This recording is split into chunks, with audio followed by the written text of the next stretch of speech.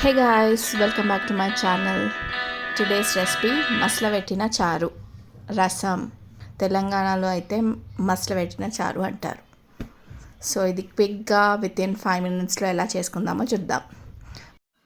ముందుగా బగోన పెట్టేసుకునేసి ఆయిల్ వేసి తాలింపు ఆవాలు జీలకర్ర వేసి ఒక 2 minutes తర్వాత పచ్చిమిర్చి ఉల్లిగడ్డ అది కొంచెం వేగాక వెల్లుల్లిపాయలు పసుపు యాడ్ చేసుకొని ఒక్క 1 minute తర్వాత నానబెట్టుకున్న చింతపులుసుని పోసుకోవాలి. ఆ తర్వాత తగినన్ని వాటర్ పోసుకొని మరగనివ్వాలి. కొంచెం కొత్తిమీర కూడా యాడ్ చేసుకోండి అండ్ సాల్ట్.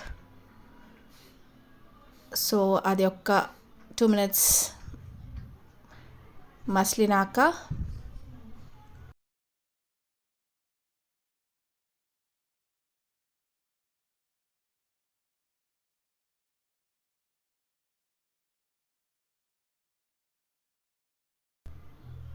కొంచెం ధనియాల పొడి కొంచెం మిరియాల పొడి యాడ్ చేసుకొని ఒక 1 minute ఉంచేసి దించేసేయండి. That's it.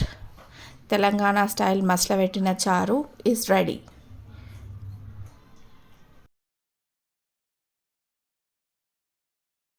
Hope you like the video. If you like the video, please like, share and subscribe to my channel. Thank you for watching.